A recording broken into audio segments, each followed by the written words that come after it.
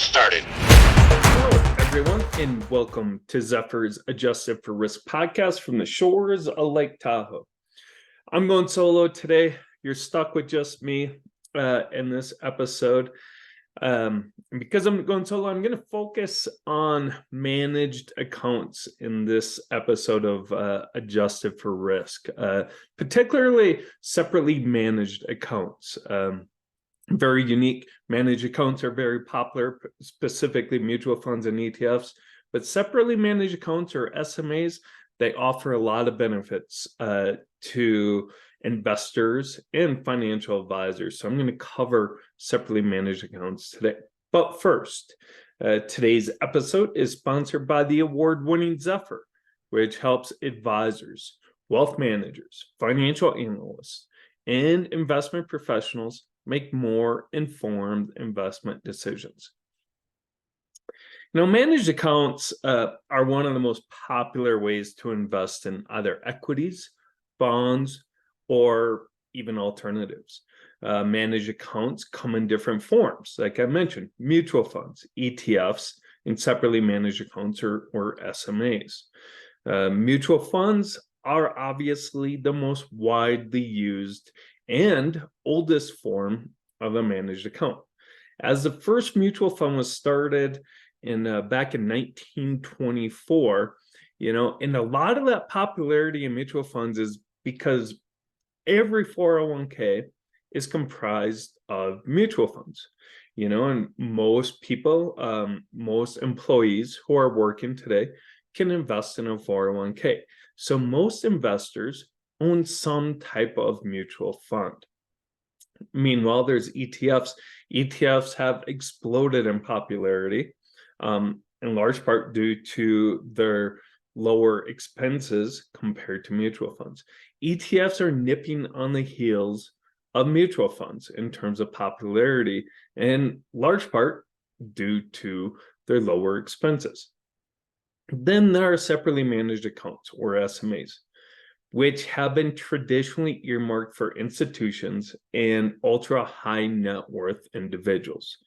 Believe it or not, but SMAs have been around since the 70s, but have really become more mainstream for retail investors in recent years.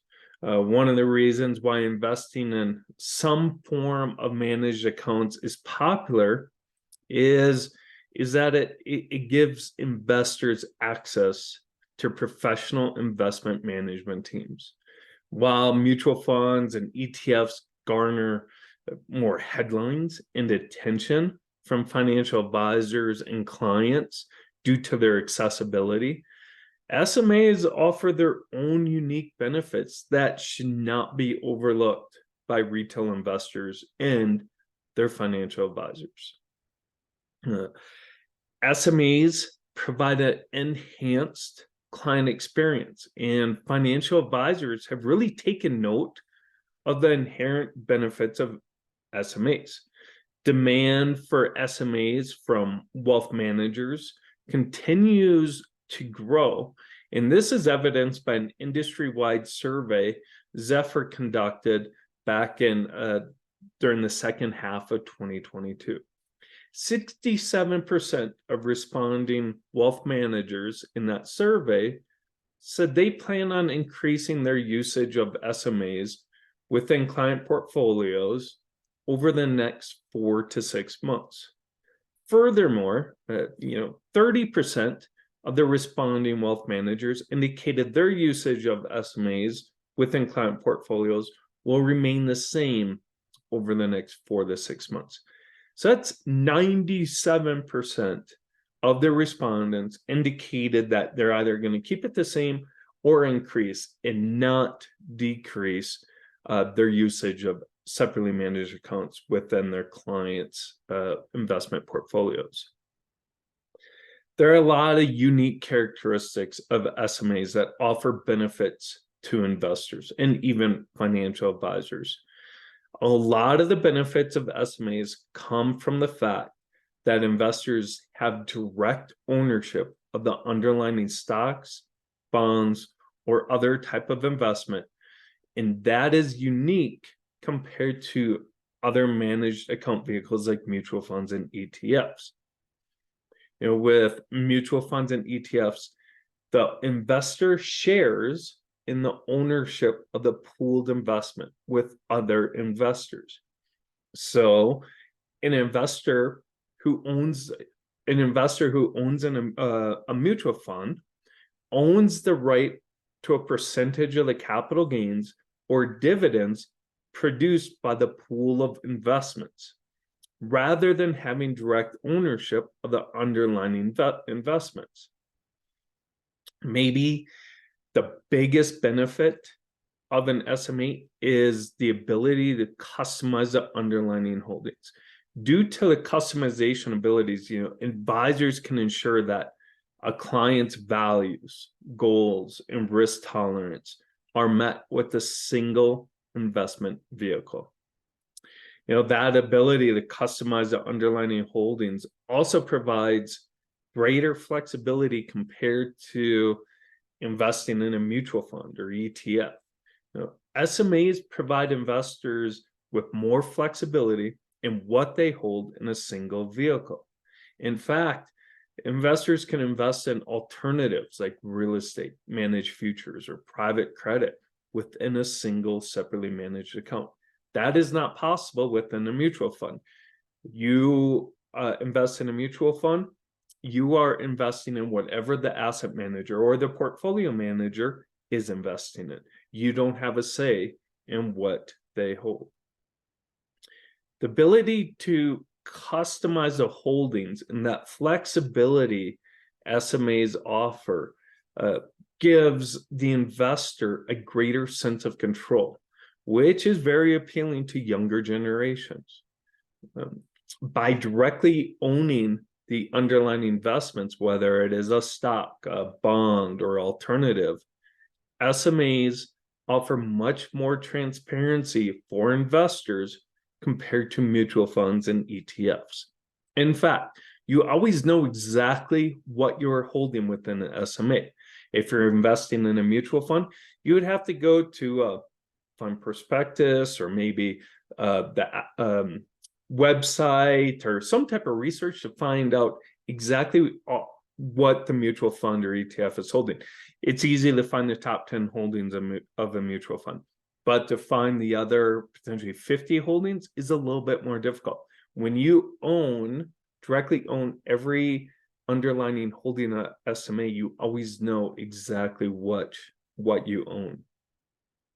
And arguably, one of the biggest benefits to investing in SMAs is the potential tax efficiencies investors have. Investors in SMAs have more opportunities to incorporate tax strategies like tax loss harvesting because the investor directly owns the underlying securities. I don't have to say this, but reducing one's taxable income is very attractive, especially for the high net worth individuals. Another benefit to investing in an SMA is that 100% of your investment is invested in the underlying securities. Whereas with mutual funds, a certain percent, it might be small, might just be 1% or 2% or less than that. That investment or that percentage of your investment is going to sit in cash to cover fund redemptions. That is not the case with separately managed accounts. Because you have direct ownership of the underlying securities, you can have the asset manager sell specific securities to raise cash if you need cash. You could have them sell all of them or a specific individual security. Furthermore, the redemption of a mutual fund happens at the end of a trading day. Whereas if you want to sell the underlying securities of an SMA, it happens during the trading day, which provides a higher level of liquidity. There have been recent trends in the wealth management space that have also helped boost demand in SMAs. While mutual funds are appealing to a lot of investors because of their very low investment requirements, SMAs have been hindered in the past due to their very high minimum investment requirements. Sometimes those requirements can be as high as $1 million. Well, those requirements are starting to shrink and come down a little bit as fractional shares have been available and have started to take place to make those investment requirements of SMAs a little bit lower. Additionally, I mentioned before about the flexibility of SMAs allowing investors to invest in alternatives. That ballooning interest in alternatives. I've had a lot of guests on recently that have talked about alternatives, the important role alternatives play in an investment portfolio. More and more retail investors and financial advisors are looking at the endowment way of investing, or the way Yale invests their endowment, in where they have over 50% of their allocations are in alternatives. SMAs allow for greater flexibility to invest in those less liquid investments like private credit, real estate, managed futures, and other alternatives, compared to traditional managed investment vehicles like mutual funds and ETFs, where you'd have to buy a mutual fund that is specific to alternatives, or an ETF that is specific to alternatives. That growing space or growing interest in alternatives is helping boost demand for SMAs. Additionally, another trend in the wealth management space that is impacting SMAs and in greater managed accounts is more and more surveys show that wealth managers spend less than 30% of their time on investment management tasks. The outsourcing of the practices investment management is becoming increasingly popular, which adds to the appeal of SMAs. By outsourcing investment management to an asset management firm, advisors can spend more time cultivating and building lasting client relationships, which is a more valuable task than searching for individual stocks and always having to keep an eye on daily market moves. Hand that off to professionals, a team of professionals who can focus their entire day, their entire working week on the daily market moves, individual stocks, exactly what's happening at these individual companies. It makes your life, your time, much more valuable. So more and more wealth managers are turning to asset managers to manage their clients' investment portfolios through SMAs or model portfolios, which is really a form of SMAs. Wealth managers are either having asset management firms manage the entire investment portfolio based on the client's risk tolerance and goals, or wealth managers are having multiple asset management firms manage a sleeve of the investment portfolios. So while mutual funds and ETFs continue to grow and gain market share, SMAs are gaining in popularity, and rightfully so. They should, due to their unique benefits and the changing trends within the wealth management space, which can enhance the client experience.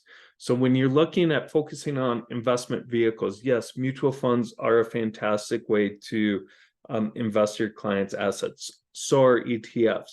And you should always look at SMAs as well, because it provides and can enhance your clients' engagement and experience by offering them different products that might better meet their goals and objectives.